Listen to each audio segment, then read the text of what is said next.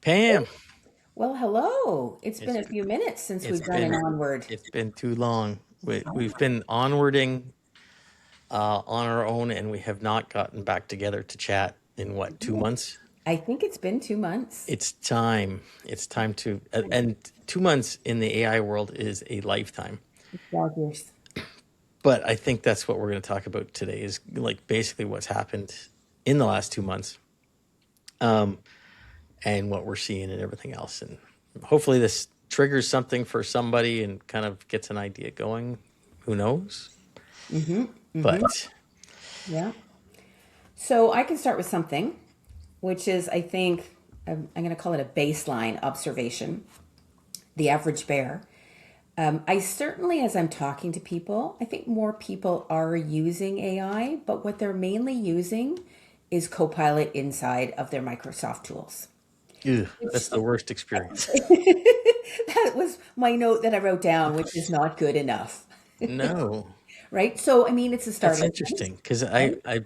most people I talk, I shouldn't say most, yeah, most people I talk to don't use Copilot, Mm, and most, most I think because it sucks. But yeah. anyway, But I think for people, it's easy, right? It's inside the environment that they're they're already allowed, they're allowed to, allowed to use it, yeah, right? They're getting there. They're so like they're dipping their toes in the water. yeah, And certainly, I am trying to encourage them to experiment a bit more beyond that. hmm, And I think, part of what we're trying to do here is generally encourage people to invest time and energy leaning into AI. And when people get busy, so for me, it comes back to one of my favorite frameworks around Stephen Covey, sharpening the saw. right? And this is important but not urgent work.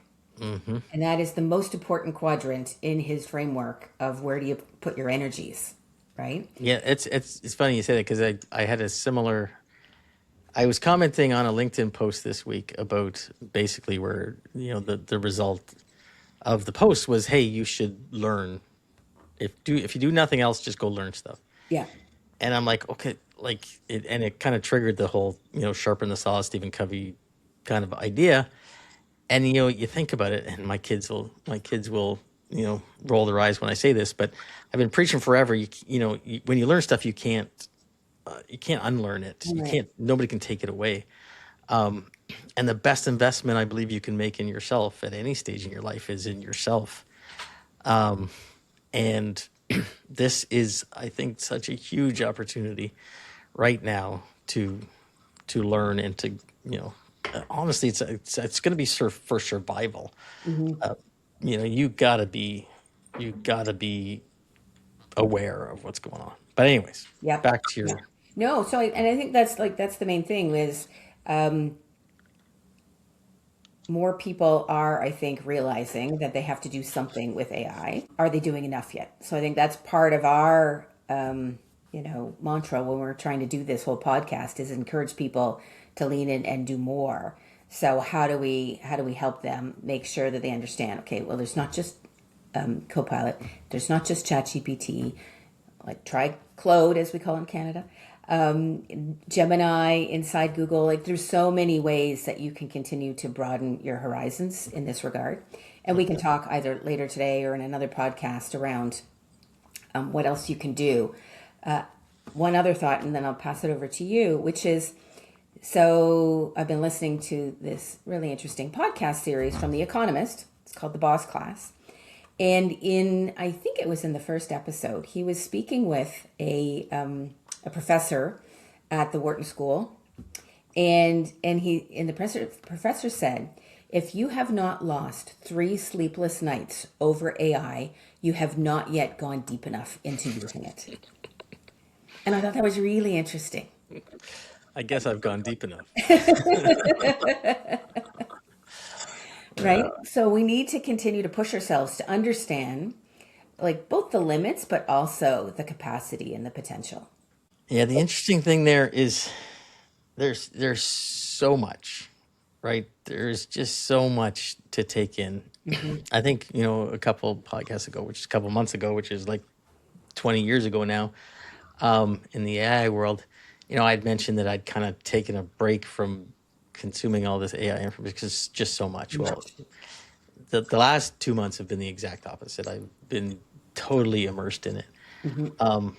And I'm very lucky in that, what I do for a living allows me the time Hmm. to do that. And as part of my job to do that, I would expect most people don't have the kind of time that I have Exactly. to spend learning and thinking and trying. And like I have this, I have budgets to try new tools and test stuff out, and Hmm.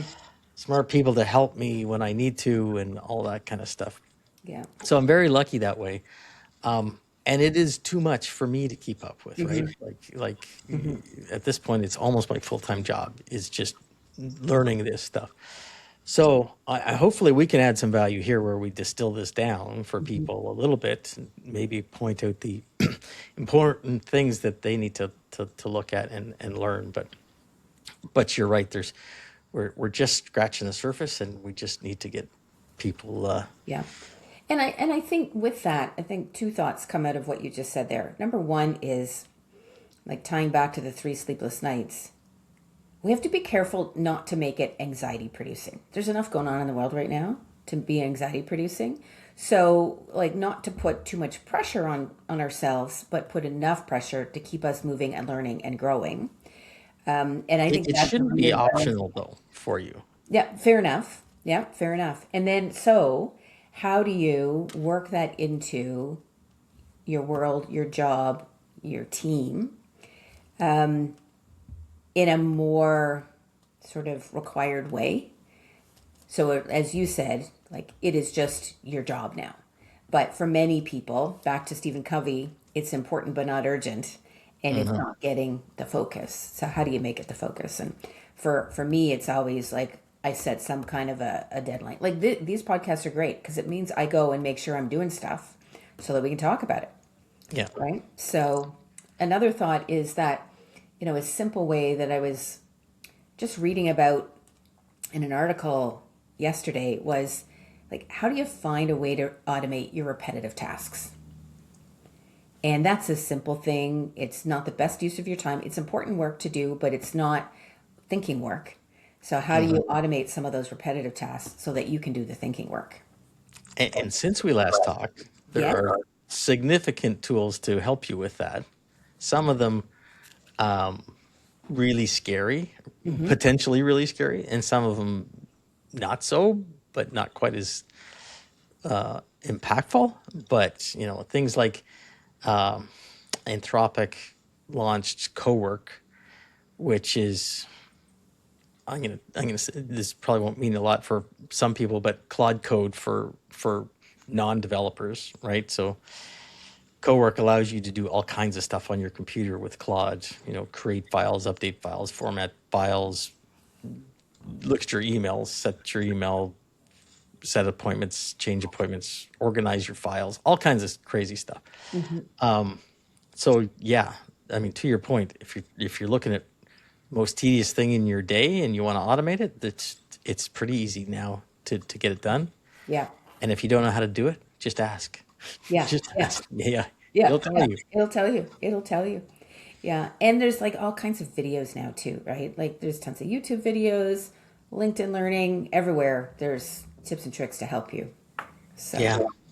One other thing that I noticed, which was kind of scary in some ways, is the lack of understanding of it. I think can lead to easily being deceived in some ways. We keep telling people to go out there and try this stuff. Well, you also got to be careful. I was in a meeting with two people, and I happened to be talking about AI, and they asked me some things, and I'm like, well, you should just ask ChatGPT. And I said, you should have ChatGPT on their phone. They're like, oh, yeah, we do.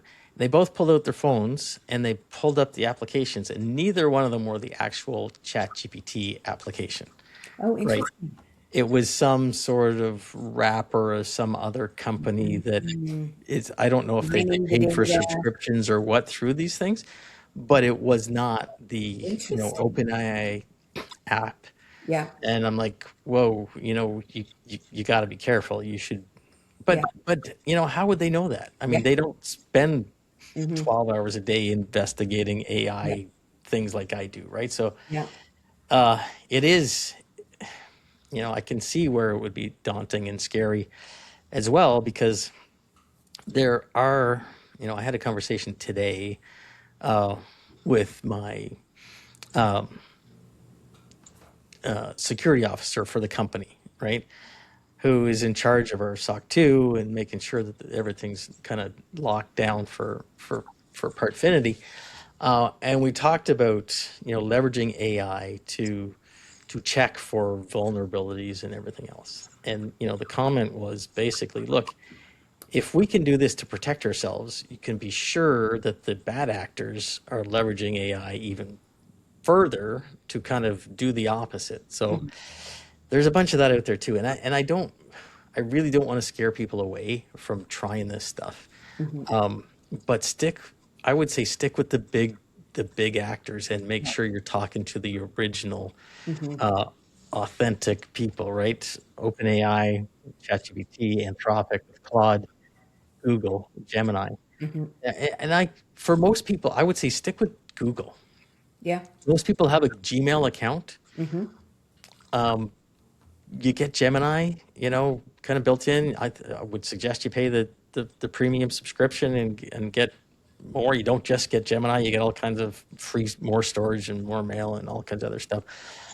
But that, I think, is the best way to go. And we're getting to a point, I think, too, where the different models don't matter that much for the average user. Mm-hmm.